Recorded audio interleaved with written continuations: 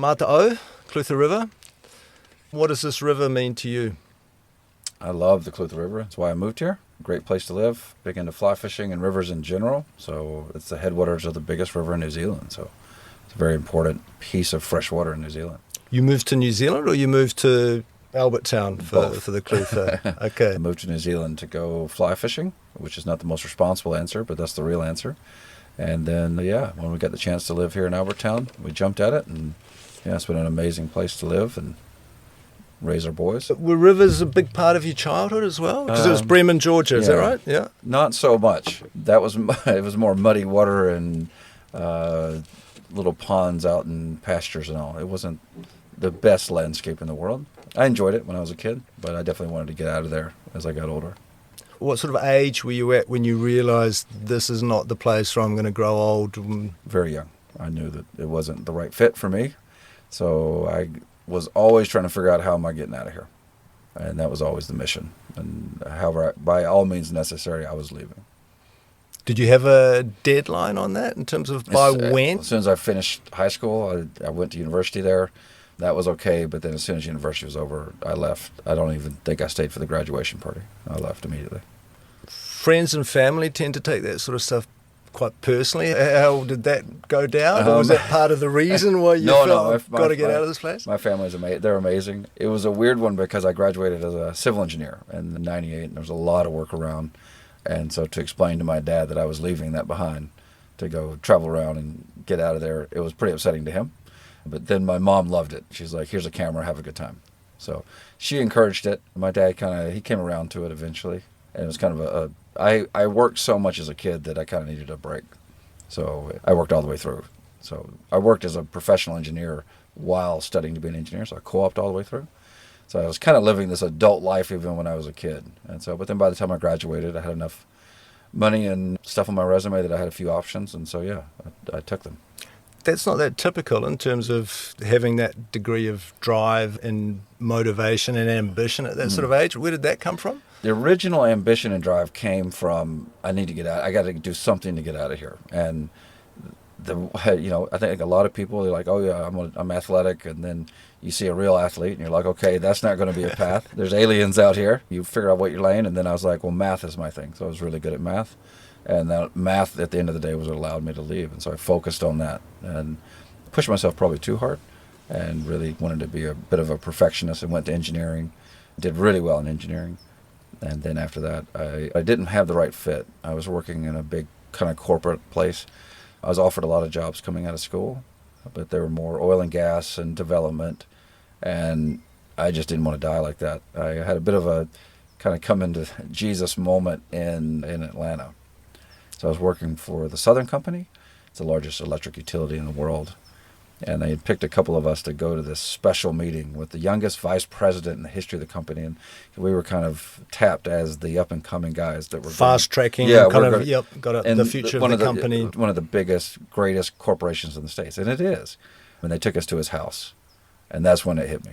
I was like, so if I do everything right, I'm going to end up with a McMansion in Atlanta and a timeshare in Panama City. And I was like, this isn't enough for me. In that moment or afterwards? But the second I shook his hand, and they were like, this could be you, if everything goes correct. And I was like, wow, this is a grand slam. And he, when he started talking about his timeshare and the Gulf of, Florida, I was like, I need something else. But I don't mean that in like a self-righteous way. I mean it in everybody needs their own fit. And everything comes with compromises. How different was that for you, the way that your parents picked? In terms of, you said your mum was stoked and here's the camera, but your dad perhaps didn't understand it quite so much. He was more of a sort of straight-laced... My decisions, if you looked at them on paper, would make you assume that I had money. I based my decisions not on anything financial, which is something people do if they have a lot of money in the bank. I never, still to this day, don't have any money in the bank. So financially, my decisions were just stupid as hell. I mean, beyond idiotic, and have been, personally. And so, I chose a different path that didn't pay very well, that suited me.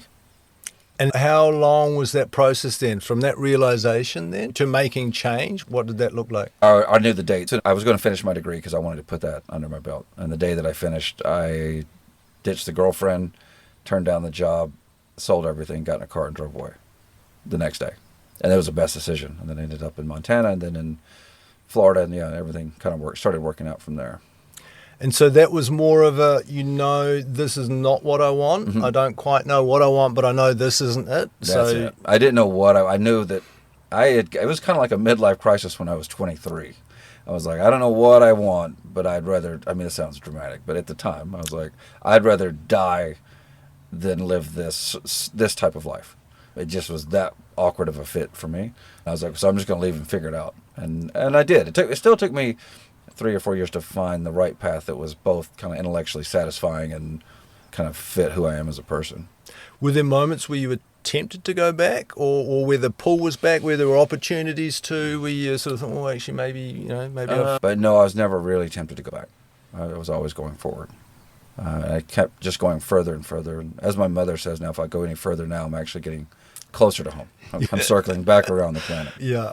And so was the Bahamas, was that part of that journey then? Yeah, that was probably the biggest step in the right direction. So I was in Montana fishing and bartending and ended up in Florida for a little bit. And that was Florida's just a train wreck of a place and people. Why do you go there though? What would that age? I understand retirement center, but in terms of as a young person. I had a good time there, don't get me wrong. Yeah. But I was offered a high-paying engineering job, took that, and again got so bored I just couldn't deal with it. And then again, I've kind of crossed the line of a lot of things, and I realized that, hey, if I stay here any longer, I'm going to have to go to a variety of meetings for God knows what, some kind of addiction meetings. And I packed everything up, quit the job, the girl in the apartment, all in about 2 hours and drove away. So that happened twice. And both times it was the right decision. Mm-hmm. And I landed a job in the Bahamas. And then when I moved there, that's when I was on the right path. Was it the right decision through luck, or so intentionality is great, but intentionality without awareness is not always a great thing. Yeah. And when you talk about those decisions that you sort of make, and perhaps weren't the greatest decisions looking back. They weren't the greatest decisions from the outside looking in. For me, they were the right decision. Yeah. I've read a little bit about the concept of luck, and luck being, basically it's just, luck is whoever's paying attention, and who is observing. And I was biking the Bahamas, a very small remote island. So when people think of the Bahamas, they think margaritas and white sand beaches, and they don't realize there's 700 islands. And so I was biking this island with no people on it hardly, and found a school and started talking to them, and they said, why don't you come teach math for us? And then I was like, it sounds like a great idea. And packed everything up, came down to interview, and while I was interviewing, the teacher who was supposed to be teaching math quit, and I just kind of stuck, and it worked out. What sort of age were you teaching? High school. Yeah. A little bit of middle school, but mostly high school. So it was a semester abroad program for high school kids.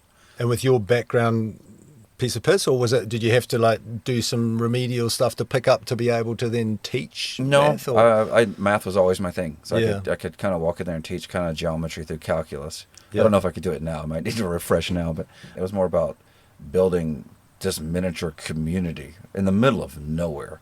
And so we were building our own power sources, food, buildings. It's a real sustainable kind of village out in the middle of nowhere while teaching math. Which just kind of happened? Yeah. Well, there was a crazy guy, a Navy SEAL guy named Chris Maxey, who I'm actually still best friends with. So as a team of people, it was intense. Our day started at 5 a.m. and we were up and we all exercised as a community, ran half marathons, swam for miles and miles and miles. And it is not what people are thinking of when they are picturing the Bahamas. It was very intense. Most people, and the isolation did most people in.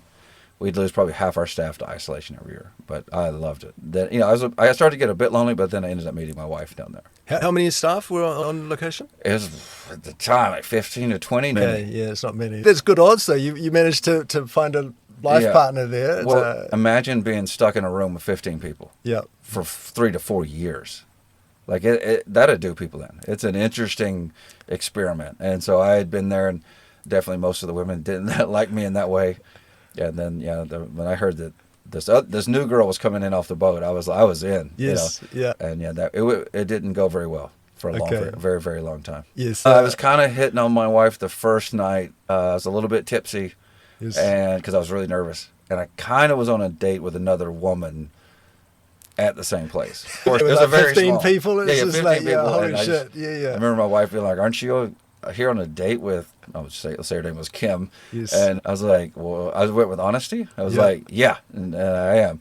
And she's like, she can hear you right now. So so my wife's choices for men was nobody or me. I was the only single guy. Yep. So it was really nobody or me for like a year and a half. And she chose nobody for a very long time, awkwardly long time. And eventually she chose me, but not at first. And so where did you go after that? Because that's, it was Americans, Canadians, not always great in terms of imagine a Canadian perhaps would struggle to go and live in America as a first choice, or typically, is it? Yeah, perhaps liberal leaning, perhaps I suppose that way as a framer. Yeah. Canadians and Americans have way more alike than they like to admit. They also have a lot of differences as well. But if you start kind of cutting apart cultures, like people from Washington State have more in common with BC than BC has with Alberta, for example. And Alberta has more in common with Texas than they do Ottawa. So, yeah, there's little pockets of culture in there. And so, but my wife and I come from extreme opposite cultures, which is a good kind of anti-dating app lesson. We're the opposite. We would have never matched up on anything. In terms of social background or beliefs or... I grew up crazy conservative community, and she grew up in the crazy liberal kind of hippie-infested Vancouver Island. But at the same time, I'm not biased towards anything. I see the humor in that. In fact, that's what my second book was about. It was about these two cultures colliding, and I thought it was hilarious. Let's go back to the writing then. I mean, because that looked like that was a phase then, was it? You published 3 books over a relatively short period of time, 3 years? So I've already said my background's numbers. It's just math. I barely did anything with words. 2 degrees, did business degree. Still, I can write, but I was never a writer. Didn't even keep a journal. So the kind of creative writing thing was very much a fluke. It started about in Korea at a business function. There was a karaoke thing going on, and they were like, "You got to sing," and I say, "I don't sing." And they said, "Do something funny." And so I got up and did a little stand-up thing that I had in my head. Did really well. Like spontaneously, or that something that you'd sort of had before that you think? Well, I had always been writing jokes in my head, and I didn't really realize it. Big comedy fan. And so then I did it. It went really well. Ended up back in Canada. And at this point, I'm running a tech company along with some newspapers. And so then I wrote 12 horoscopes to go in the back of it. But it's weird because I'm the suit guy. I'm running the newspaper that I'm also the asshole writer in. And so they took off. I wasn't planning on writing these horoscopes. I wanted my readers to write them. So I wasn't planning on being a writer. And my vision was I was writing 12 jokes, and that was it. By lunch on Monday, they were sold out for the year for more money than this newspaper had ever made. But then I realized that nobody could send in the horoscopes fast enough. So now I'm writing 12. I have to write 12 jokes a day, 7 days a week. And that was when I realized that, I can do this. Like breathing. I could write. It was no problem at all. Time-wise, like you got 12 jokes. How long would that take you? Would you set yourself then, put yourself under, okay, I've got to do it. Would you leave? Do you I the didn't last even have minute? to. That was the weird thing about it. I didn't even have to do that. It just flew out. It was just like breathing.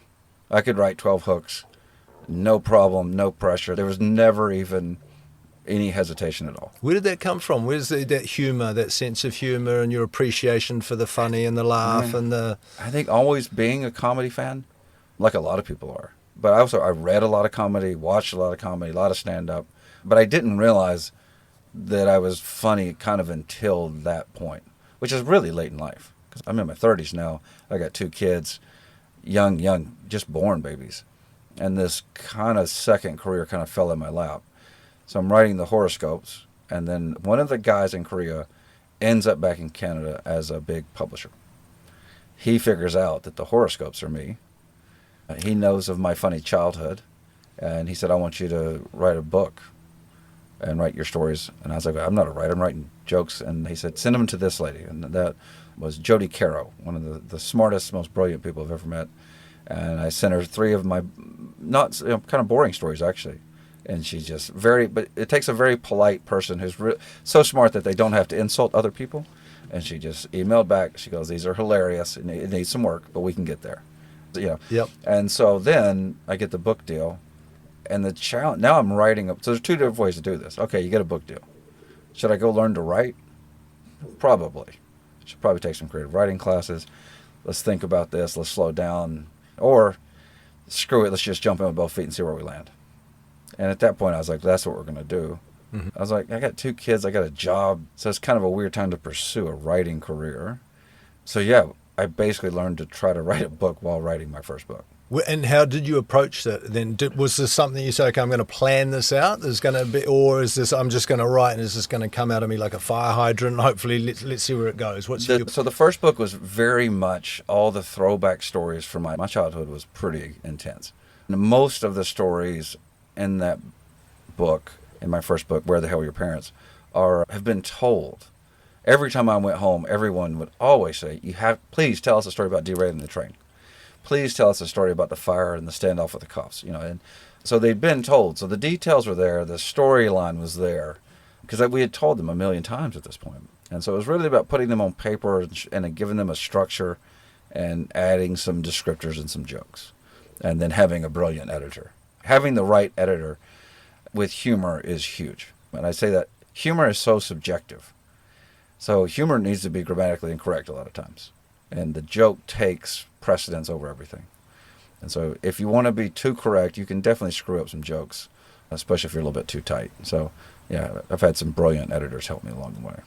What, in terms of the actual book writing then, how did you do that? Was this, are you a structure guy, or did you just, I feel like writing, I'm just going to, I'm sorry, Morgan, I know that it's dinner time and then the kids need this happening, but I need to go and write right now, or is this okay from 9 till 11? And how did you do that? I just fit it into over the top of my life. I didn't book it out separate. I had little kids, and I fully embraced that. And so I'd go to work, and if I'm being honest, I could do my work, and I'm a hyper-efficient person when I'm on. And so I had a lot of free time at work in an office. And some office work requires you to be at work more than there is work to do. And so I would just use all that time to write, and then I'd print it out. And then while my son is out catching stuff in the tide pools, and I'm sitting out there watching him, I'd proofread. So yeah, I wrote it really fast. So I wrote 60, 70,000 words really fast. And then we shaved it down to about 40 or 50. And what was the actual then that experience like of then publishing and going and doing book tours and I'm guessing readings, those sorts of things as well? It was a little bit out of body experience as a former civil engineer. Yeah. That was pretty weird. So it was exactly like going from a very structured civil engineer. It's non-creative. It's completely in the opposite direction. So it was like this thing that's in you that I didn't even know this was in me, and now we're running with it and doing really well and selling a lot of books. And I knew who I was and what I was doing and what I was selling. Like I didn't rock in there being like, hey, Hemingway's here. I'm like, I'm selling jokes. Okay, like if you're looking to learn. And so we were real honest about the whole. I'm a new author. I never oversold myself. My wife described it as when I would come back from these big book tours. She goes, I've never seen you work so hard and have so much fun making so little money. And I was like, yeah, that sums it up pretty much. And so, yeah, but the tours were, they were a rush. There was nothing like it. And so I would do these tours and people would join me. My family would join me. Friends would join me through, Savannah and New Orleans and Atlanta. I got to meet David Sedaris there. I almost got to perform with Carl Heisen, but he was sick. That would have been awesome. There was a couple of performances we did in Savannah at the big stuff. Yeah, it was incredible. And then I finished and did a little bit of kind of stand-up mixed with it at some roughneck bars that went really well. Saw some people get beat up. It was a lot of fun. Do you sell many books in roughneck bars? Surprisingly. We always were targeting men who don't read, because a lot of books just aren't written for a man who's tired, who's got 2 little kids, and is maybe out, roofing all day. So the whole book was designed around making you laugh and then letting you fall asleep. So we sold a lot of books. That being said, book money's horrible. But just the structure of how they do it, where everybody shares in the revenue and you take all the expenses. But I knew that going into it. So yeah, I embraced it. That I did it correctly in the sense of don't slow down and question yourself. And I mean, nobody cares. People talk themselves out of everything. Like I knew that I wasn't a writer and still didn't care. There are people who kind of sit around waiting on some big book deal or this or that. It's like nobody's watching you. Nobody cares.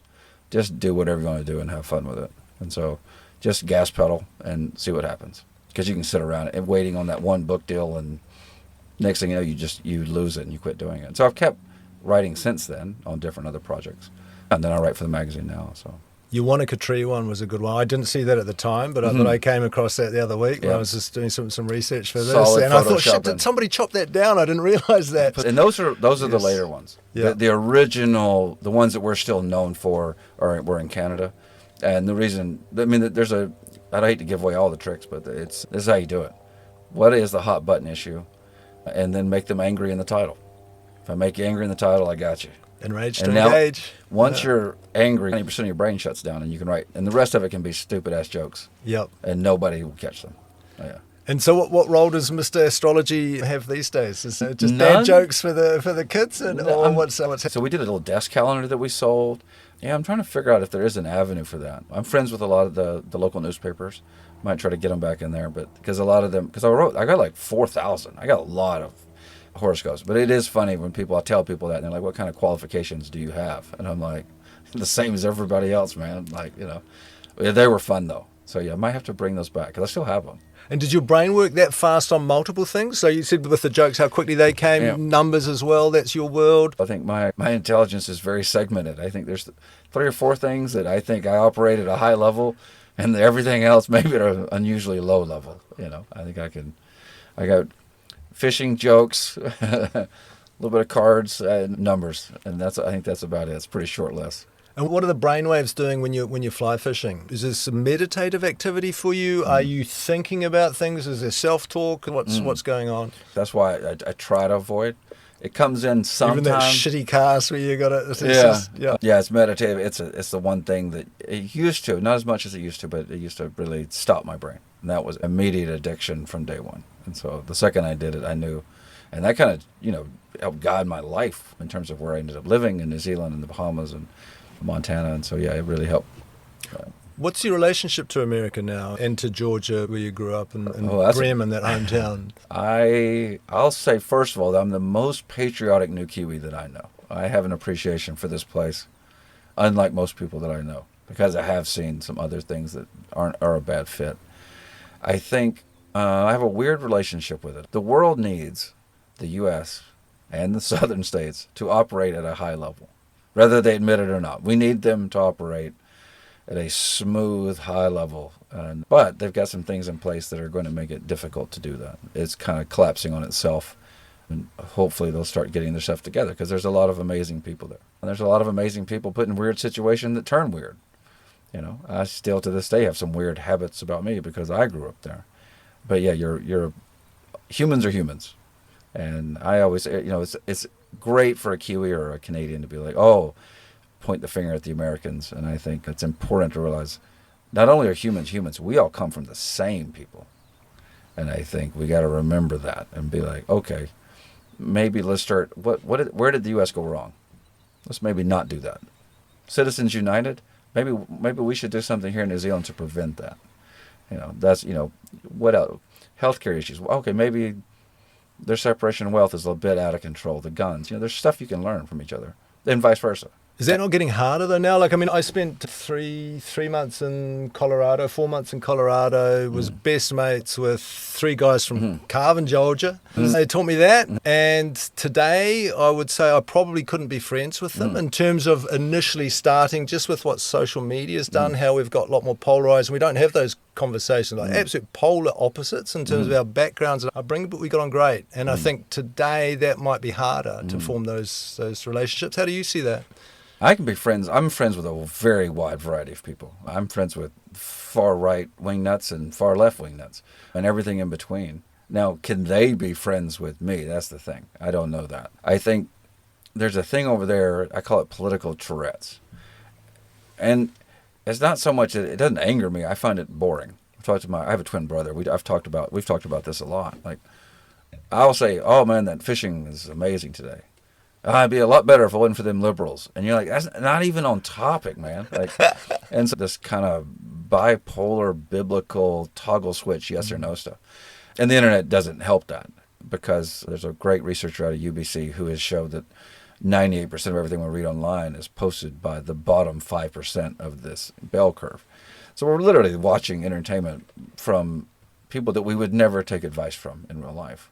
And keeping in mind, the internet doesn't function without anger. Like, if you're looking at the internet for advice on politics, religion, marriage, like, it's just a dumpster fire. Because real, proper, normal life is boring. Everyone wants to, horrible marriage stories. Yeah, it's entertaining. You're going to tell I got a normal wife and we kind of like each other. Great story. That's not content. That is not going to make a podcast. That's a boring podcast. Nobody's watching, so it doesn't make it to the top. What role does boredom have in the role of creativity in terms of Yeah, I think when you start getting bored, I think it can be important to then channel that to something. And I really am on my kids about this, is when you feel a little bit bored, not to pick up a device and specifically look at those damn reels, those quick videos. So I think have something on standby when you're bored. Write, read, get up and go, do something.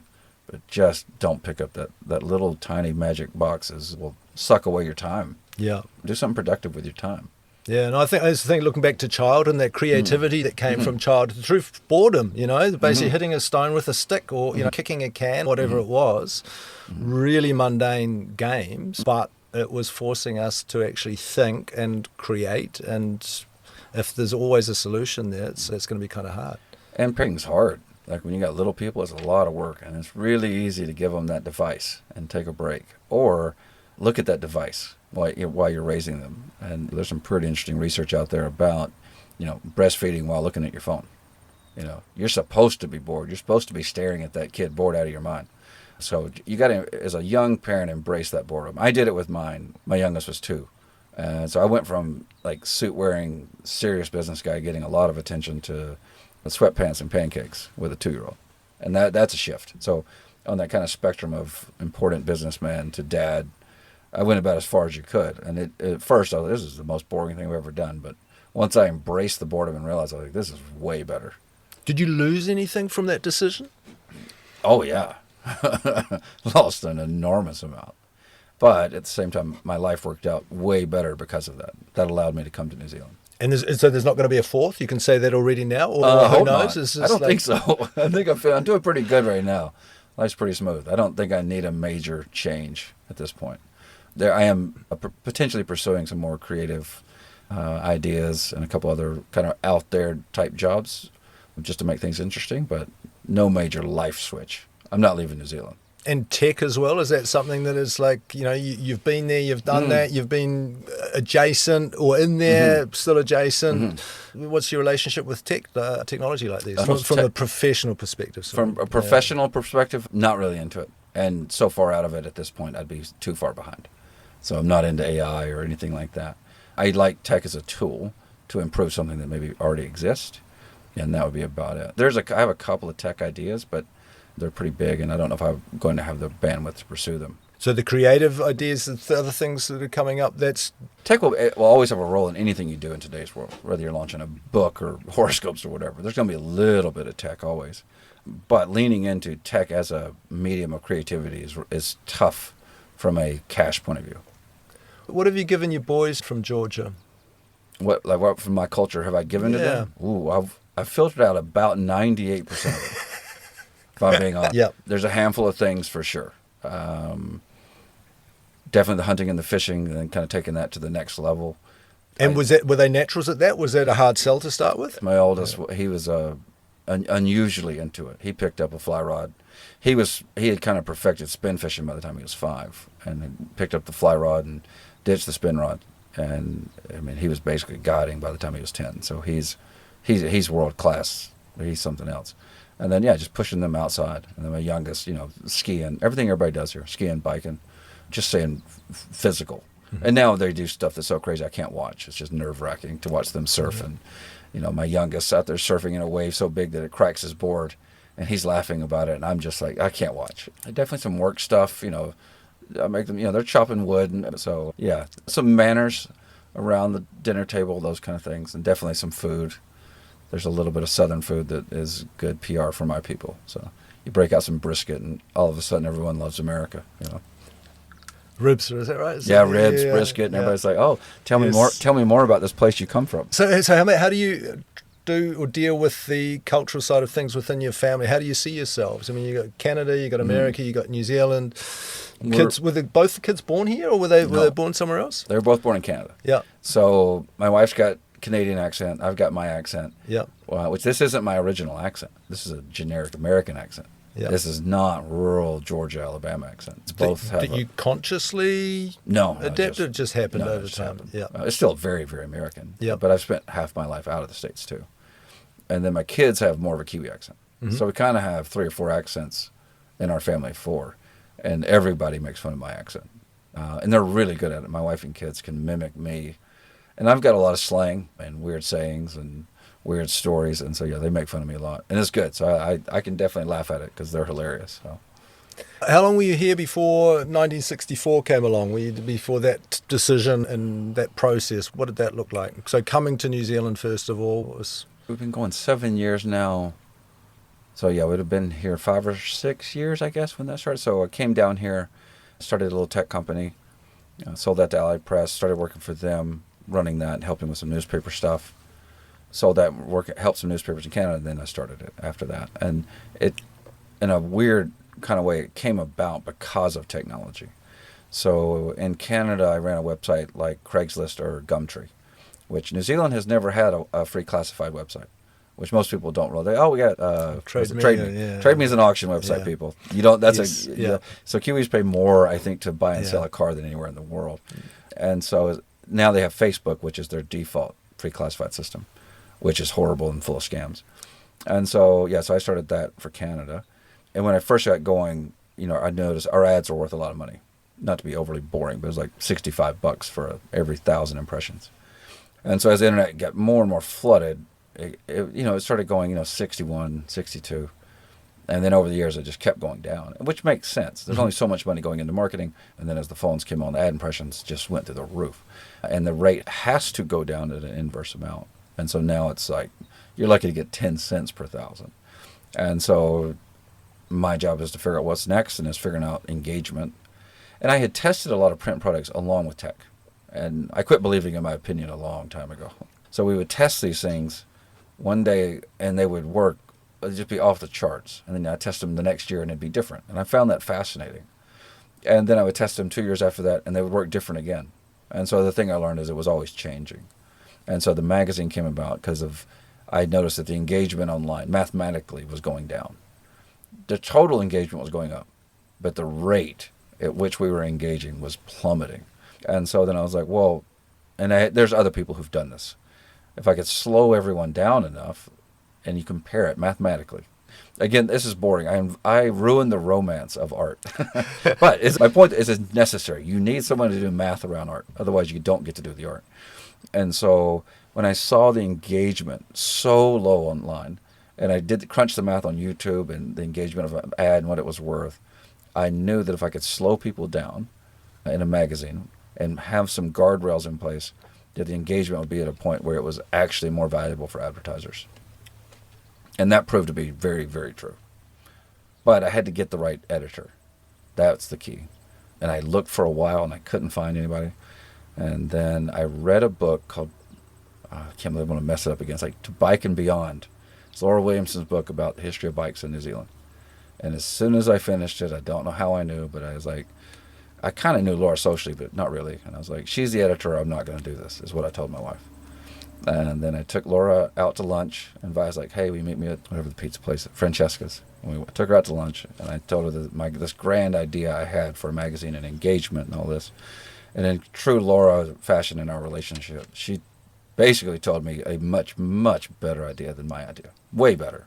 That she'd had in her head, or that came out of that conversation, that, well, this is interesting, what about doing that? Or kind of... When it comes to that type of thing, Laura is so far ahead of me and everyone that people don't even understand how far ahead she is. So whether she already knew it or she was expanding on my rough idea, either way, it was immediately clear, it was on point and way ahead. And at the end of the meeting, I literally said, I'd like to hire you to do exactly what you just said. Forget everything I said. I want to hire you for what you just said. And that's it. And so, yeah. And so then once I had her, I knew I had production covered because I had a brilliant production person in Canada. And so I offered her, and Leslie, who also does the horoscopes with me. And how much of a temptation was that then for you then to write more? Was that part of the initial plan? What role did your sort of productive, not the production, but actually productive or generative, creative side of things, how much of that was a consideration for you? Definitely, that was a huge part of it. Is I wanted an avenue to write, but I also know my lane. If you look at our contributors, you got to know your lane. I mean, I don't know how many poet laureates have worked for us. I know. Like, I'm not that level. I know my lane. I stick to juvenile humor and old man rants, as one guy called them. And so I still am able to do that. And Laura tells me when. Hey, we got 2 dark stories. I need something silly about chickens. I'm like, I'm your man. But I definitely have written a few rants. A guy stopped me on the street, and he said, "Are you the guy that does the old man rants?" And I said, "Do you like them?" And he's like, "Yeah, they're my favorite part." I'm like, "Yeah, I do write the old man rants." Yeah, and they're comedy, but with a little bit of, I am saying something at the same time. My first one, kind of an anti-influencer. That's probably my most read thing that I ever did, was in the first issue. How far are you from the dream 1964? So you say, okay, this is the reality. You're coming out 26th issue, coming out soon, winter. For you personally, where are you at in terms of your ambition and the dream for it and where it's at now? So as I mentioned, the business part of it is what I specialize in. And so I had this idea about engagement. And the one thing I know is engagement wins. And it will always change. So engagement-wise, we got it. We got engagement nailed. So we were able to sell ads at a level that I had never seen on any medium anywhere. They are sold out at full rate all the time. Now, is that a signal you should put your rate card up? Yeah, see, I knew you were going to say that. So we could go up a little bit, but then that's going to take more time for me to sell more. And where it gets interesting is I limit the ads.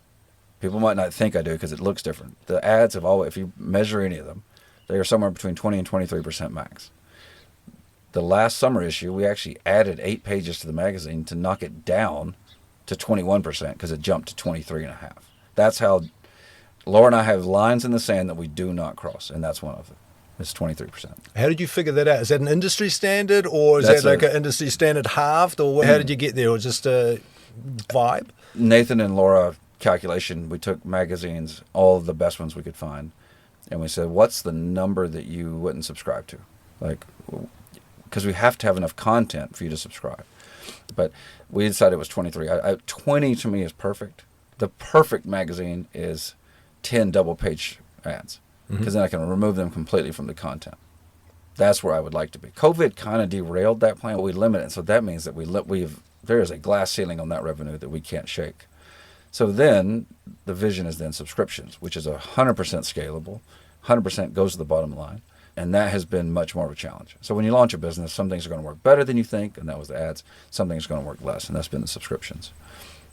And what's that relationship between those two generally across the industry? Is the industry moving away from advertising towards more of a subscription, the sort of high-end, highbrow kind of publication end? I mean, most people in ours, like if you look at wilderness magazines, I'm talking about outdoor magazines, not wilderness, the actual, not that one specifically. Outdoor magazines, I should say.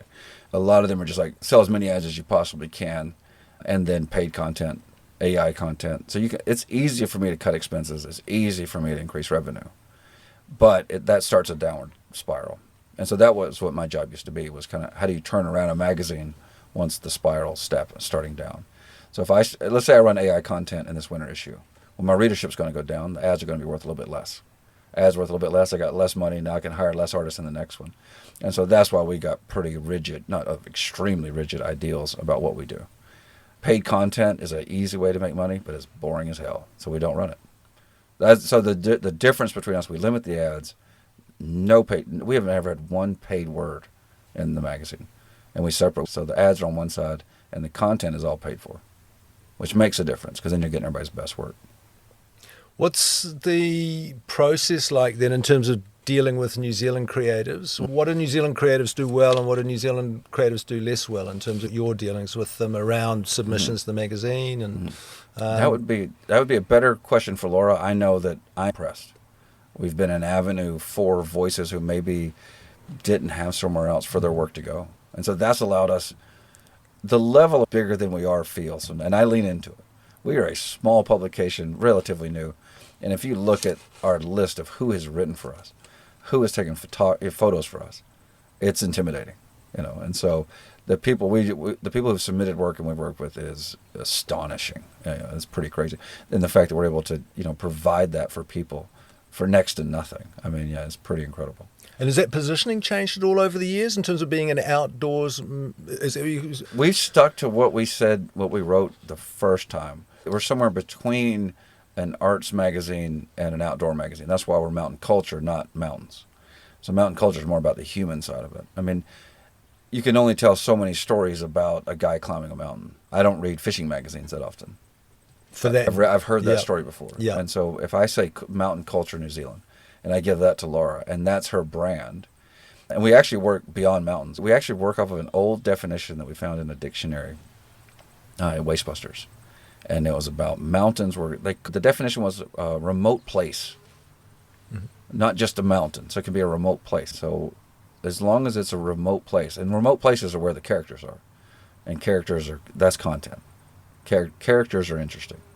And so you're able to get away, there's not that many, famous, we have some famous people in our magazine, but not the people who say they're famous. We don't have the Instagram fisherman or the Instagram surfer. We have someone else. Tell me about the coveralls and the wagon. That's an unusual role for a publisher to be out there actually physically distributing the products through the streets, walking through the streets of Wanaka with your 1964 forest green coveralls on, with I don't know what in German you'd call a Bollerwagen. It's like a cart with the magazines on it. That's a touch point. It's a really interesting touch point. I think most publishers would probably overlook that touch point so tell me about this for you. So the coveralls came about because of Embroidered Me, who sell all our hats and everything. And we came in there one day and she said, you and your team need coverall. Or no, what did she didn't call them coveralls. She called them something else. Jumpsuits. She goes, you need jumpsuits? I was like, well, now we do. So now we all have jumpsuits. And then the wagon thing started just because we needed to deliver to all of our spots. And then I kind of played with, getting my kids to help me or hiring somebody else to do that part. And then I just realized that it's the most fun part of my job. I'm not going to manage our database and then let somebody else deliver the magazines and get free coffees and muffins. And I get taken care of when I'm hiking around. And I see everybody. We get subscriptions that way. I've gotten advertisers that way.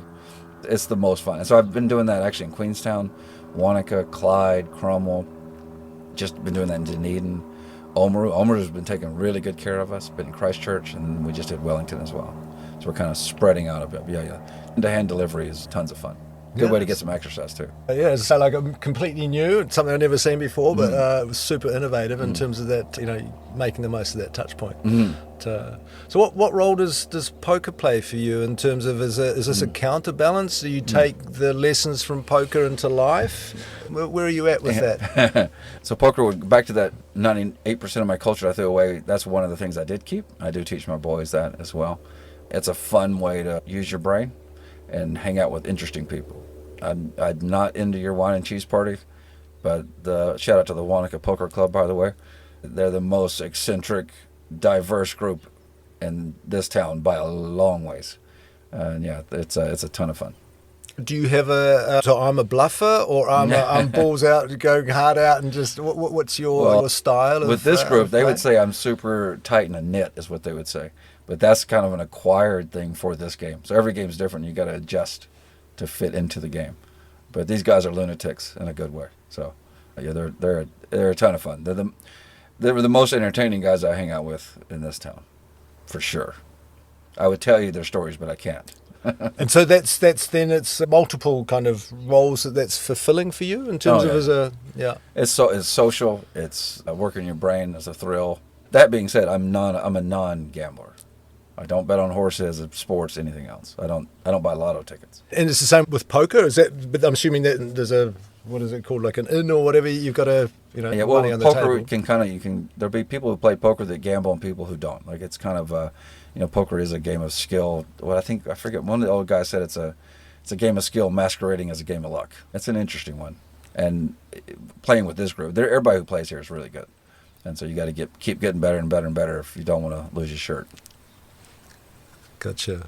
What are you still in the middle of unmaking? What's still happening? What am I making personally? Unmaking. So you've made multiple all-in bets in many ways, in terms of your life, or you've taken everything off the table and basically said, okay, I'm cashing in my chips. So those probably came through a process.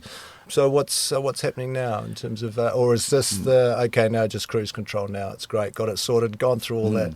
Where are you at? No, I don't really do cruise control. There's always something next. I just finished a screenplay I'm hoping to sell this winter. So I got a couple of leads on that, looking for an agent. So if there are any agents out there, please give me a call. I realize that the way I think of jokes is more screenplay format. Yeah, hoping to sell that. Working on another little book. So I got a couple things in the go. And does that feel like a wave then that's coming now in terms of writing more, and that you have perhaps more space or bandwidth for that side of things? Well, I've got more bandwidth for that right now because my kids are getting older. That's the main change. And so with them not needing me as much, I have more time, and I got to make sure that I fill that time with something productive. And so, going into this, and winter's a productive season for me anyway. So, I'll be taking on several different writing projects. I need to learn to take photos, which is a bit of an odd thing to take horrible photos as a publisher, but it's just the truth. I just bought us our 1964's first camera this last weekend. So Laura and I are out now with an actual camera. So we're growing up as a company. What question haven't I asked you, or what did you perhaps think about sharing or talking about today that we haven't yet? I can't think of anything off the top of my head. Is this the final, Nathan? Is this the finished version of yourself? I know it's not great to talk about yourself in the third person. It's probably not a habit which I should be encouraging. But I mean, how do you feel in terms of where you're at and what's coming and your creative processes and your work? I really like where I am right now in terms of, to me it all is just family, friends, and enjoyable work and enough money to feed everybody. And that's all I need. But I think you got to always be looking ahead to make sure you can continue that. And make sure you change at the right rate, not too fast. I don't need any crazy major changes in my life, but I think it'd be good to pursue a few things to keep yourself interested, keep yourself interesting to others. I'm not going to be sitting around retired guy for a lot of reasons, mainly because I don't have enough money to do that. I think we're all on that boat. It's basically the concept of retirement has changed. I'm guessing. Right? Yeah. Well, we can repackage it to make it sound like we're really cool. That's why I'm not retiring. Is because I want to pursue other things. It's not because I just can't afford it. Well, I think there's a very interesting argument to be made as an alternative to selling a large block of your life in return for being able to have nice weekends and holidays and then retiring at the end of it all. Rather than actually finding something you enjoy and that fulfills you and you can keep on doing. The last 15 years or so in New Zealand, I've loved every second of it. Even while I'm working, while I'm not working, but I've got my kids around me. We've got great friends. I'm surrounded by super nice, kind people. It's always fun. We don't do luxury weekends to wherever, but we do crazy adventures. I think that most people would die for. We catch fish and do stuff that people think only happens in movies, and that's a Tuesday for us. So, I had no complaints.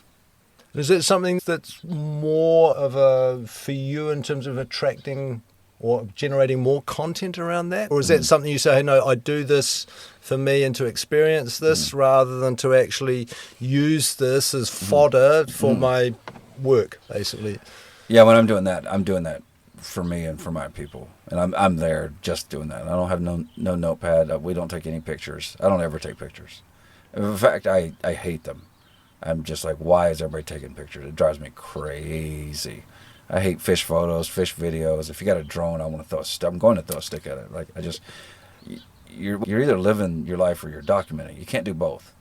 It's one or the other. And so this documenting of my phones and videos have become so norm in our society that we're skipping over that there's this fourth wall to this. And I wrote about this in my first old man rant in the first issue. And it was about a specific dude who actually was right behind us where we're talking right now. Sitting around the campfire. This dude looked good, man. He had a nice man bun, shirts undone, campfire going. He was ripped, gorgeous man. And taking gorgeous photos of himself. In the photo, this looks like a gorgeous one man at peace in the outdoors. We're skipping over the fact this is a narcissistic nut job taking pictures of himself in a damn campground by himself. This is not boyfriend material. This is not husband material. It's a dude taking pictures of himself. Now, if he was there by himself without a camera and somebody took a picture of him on the way by, that's one thing. But he had to take the time to set up a tripod to shine a light on himself. And I don't know, when you need that much attention, I'm wary. Like, it's put the damn camera down, man. Like, it's weird. Well, it's probably one of the great things to have left behind from America, right? I think that's the number one career choice of young American children now is to become an influencer, right? There's a crazy, scary stat if you're a parent. Young girls, what percentage of them are on OnlyFans? Something like 10% of the total of American women. It's something. We'll have to Google it. The number's pretty crazy, though. And, attention's not a good thing. And if you need attention, that's not healthy. I think we all like a certain amount of attention, but when your life becomes attention and people looking at you, it's not. They're not real. I mean, we need authenticity. We need real interaction, and it's weird how that line can get blurred between what's online and what's in reality. And so, like, you'll hear people having conversations about viral topics. Whether it's trans sports or whatever. These things again it goes back to this anger. And you start talking to people, and you're like, did that actually happen? Have you seen that in your life? And I just judged a humor contest down in the university newspapers.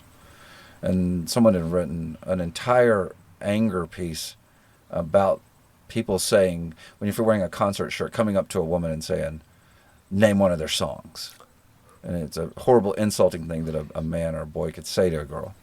And it is. But my question was, did it happen? Did it physically in real life happen? And I've been caught out doing it before too, where I start, this happened. I'm like, did it happen in 3D in real life? Because the internet does it. It runs on anger. Anger is like the diesel that goes in that machine. If you remove anger, it just sputters to a stop. It needs the anger. And basically also fueled by anonymity. I think it's a pretty dangerous combination, right? Like anonymity and anger. Though in capitalism. Yeah. I mean, yeah, I was part of it. I mean, the newspapers, like, okay, everybody, I want to read something good. No, you don't. I can show you the numbers. Anger sells. But let's put the angry story at the top, I make more money. If I put the feel-good story at the top, I make less money. And if I let you choose which one goes to the top, guess which one you pick? The anger one. Like, so that's why I like old school mediums, like a magazine, like a newspaper. Like the ODT, love them or hate them, their editor down there does a great job of putting the stories in an order that is set for our society. Now, if you put it online, people start clicking on whatever interests them, and it literally floats to the top on a lot of these websites. Like, if the dirt floats to the top, we're just going to drown in dirt, So that's why I like old school mediums where we can set them in stone and they can't move. Is there any self-policing or self-regulation from the industry? And how does the New Zealand industry compare to the North American industry in terms of collaboration with your competitors or other industry players? In the magazine world, I have great people I work with. Neil from Spoke Magazine, the NZ Geo crew, Shepherd Assay. It's everybody helps everybody. They're all amazing. We all have the same struggles, though. I mean, when you get in these kind of declining industries, if you will, there's a lot of infrastructure you got to look out for. And then the retail. I just had to turn off my retail of my magazines, which I hated to do because it got us distribution all over the country. But they have some very archaic accounting practices. And I spotted it immediately, and I'm like, I'm out. They're distributing all of my magazines around the country, selling a lot of them, and then somehow I end up with a negative $200 bill at the end of it. I'm like, well, why? I'll just do it with my wagon and make way more money and get some free muffins in the deal. So, yeah, so you got to look out for some of the old tech. We've managed to build around most of it. So, in the newspaper world, I mean, even more so than the magazines, most of the challenges, all the challenges, it comes back to money, unfortunately. Everybody everybody wants to know the bias of this or that. I'm like, we're so far by that. We're so far beyond that. So my real expertise is in newspapers, which is kind of funny. Cash flow fixes a lot of problems. And I hate to say that, but it's true when it comes, if you have enough cash coming in, then you have a longer runway to do a creative project. And so, let's say we're all creative when we're young, and then creativity kind of gets beaten out of us. But there's a kind of a pragmatic reason for that. We can't keep the lights on, coloring in coloring books. But if we could, then we're going to end up with somebody who can color a coloring book the best in the world. And so I always see that as my job, is building that framework where that works. And it's undervalued, that work, but it's more necessary than people realize. Like, you want to fix a newspaper today, just subscribe to it, and you'll have a better newspaper. That's it. And that is the solution to everybody. The newspapers, the articles aren't any good anymore. Yeah, it's because they're not journalists.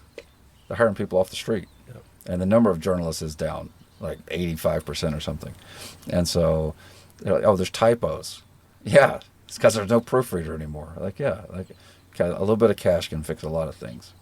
And that's kind of where we are with 1964. Like, we run really tight, really efficient. Everyone's paid. I'm paid peanuts. I need to be paid a little bit more to make it sustainable, not because I want to buy a yacht or anything. I need a new muffin. I don't need much. And so, where we are, it's amazing what like 1,000 people would do. It always blows my mind how high quality 1964 is, because I know what I'm able to pay everybody. But I read it, I'm like, wow, I always fantasize about what Laura could do if I turned her loose a little bit. Because Laura works 2 other jobs. So do I. And so if I could just give Laura the space, 1,000 subscriptions would do that. So if Laura had the space to take the second job off and just, it's amazing that she's able to do this with that amount of time and that budget. And I'm like, whoa, what if she were full-time? And so that's the lever, that is the big one that you need to pull compared to all the others that you could potentially pull to move forward. 100%. And so right now we're sputtering around 800 subscriptions. We got a little bit of growth coming from this project we're doing with distributing around New Zealand. That number jumps to 1,500. It's really interesting. The magic number where we are operating at full would be around 2,500 subscriptions, which isn't that many. So at 2,500, I can pay the artists a bit more. We got a bit of a travel budget. It frees Laura up. It frees Leslie up, our production manager. And so, that's the number that's the goal. And that's the thing, is it's a small one. It's like, we need to go to 2,500, but then at the same time, that's proven to be a big hurdle to get to that number. It's anywhere. I mean, we do send subscriptions around the world. That is a bit difficult with New Zealand Post, although we've gotten a bit better. So we do focus on New Zealand. We have a lot of subscribers in Wanaka, and just because people just refuse to pay for them. And a lot in Dunedin, some support, Christchurch, Auckland, Wellington. So those are kind of our major subscription hubs, and we're just trying to expand out from that.